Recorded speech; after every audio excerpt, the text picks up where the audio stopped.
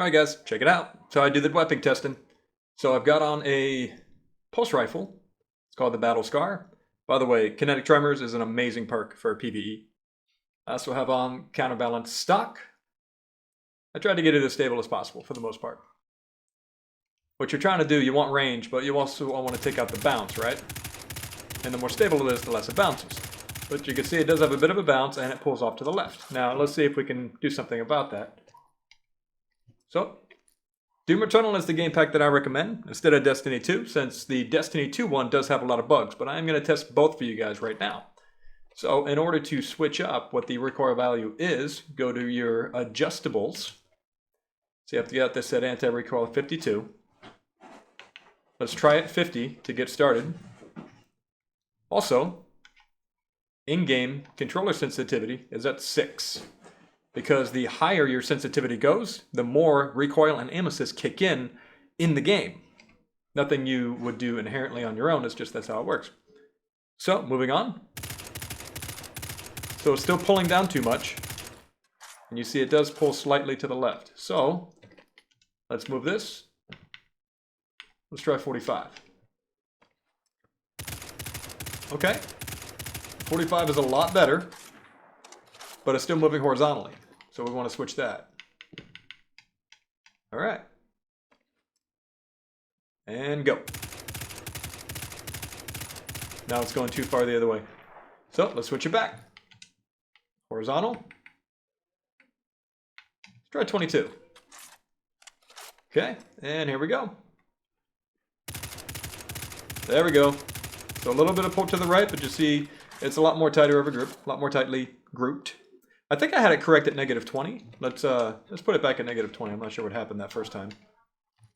Inconsistency here. Okay. Yeah, so that looks better.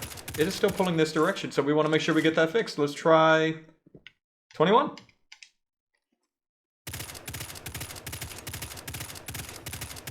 There it is. So between 20 to 21. There it is. Yep, that looks right to me. Now that's assuming you're not moving, and that's also assuming that you're firing from a flat surface, right? Yeah, the gun you can see still wants to kick to the left. So that's how I do the testing. And then from there, the anti-recoil value, the vertical one, is the one that's going to matter the most. Go to your controller setting, put it to around 13, and as you'll see, with the anti-recoil value at the same number, which I think is 45, it's too much. So we change from there. We try 40. Still pulling a little bit. Yep, so we want to change that. Let's go 38.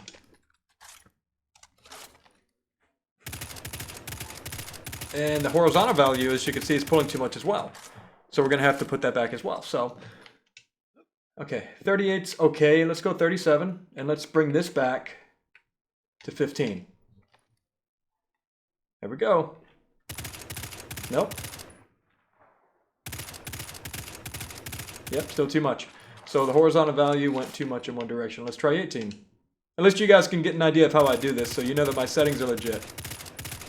Yeah, that's better. There's a slightward pull on the down, but that's okay, because if you get hit, it'll pull you up when someone pegs you, especially if you don't have first shot. So now you guys see how I do it. All of these settings for the weapons, the new ones, for example, the raid weapons, I'm starting to work on getting those. This one right here, for example, is pretty cool. And I haven't actually done anything with my anti-recoil value. That's just me shooting with what I got at 37. I think 35 might be good. Let's move this back down to 0. Okay, let's see how we do. That's a little too high. Okay, that's a little better. So, at least you guys get an idea of what I'm working with here and how I'm doing it. The range on this does matter. If it is a target that is out of range, then the anti-recoil does not kick in the way you need it to, because aim assist is then going to take over. So, I also didn't put this back down, but you guys get the idea. You can see that that's my process for doing all this. So, pretty tight grouping at anti-recoil. I believe it was 38. Yep, so at in-game controller sensitivity 6, anti-recoil vertical 6, 38 aiming.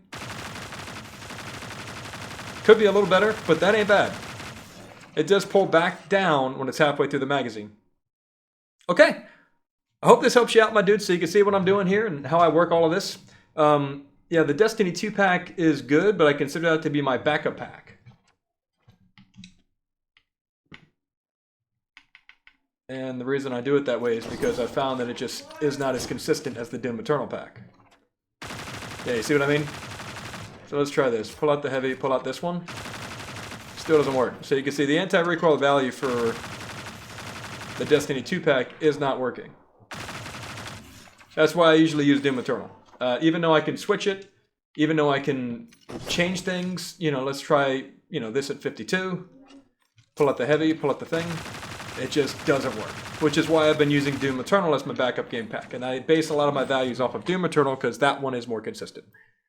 All right, my dudes, hopefully this was helpful to you. If you got any questions, comments, concerns, or you want to join the Discord to get access to the spreadsheet, let me know. Comment in the comment section down below. Join the Discord. Let's get in there, guys. All right, I'll see you in the next one. Thank you so much. Remember to keep it zen out there.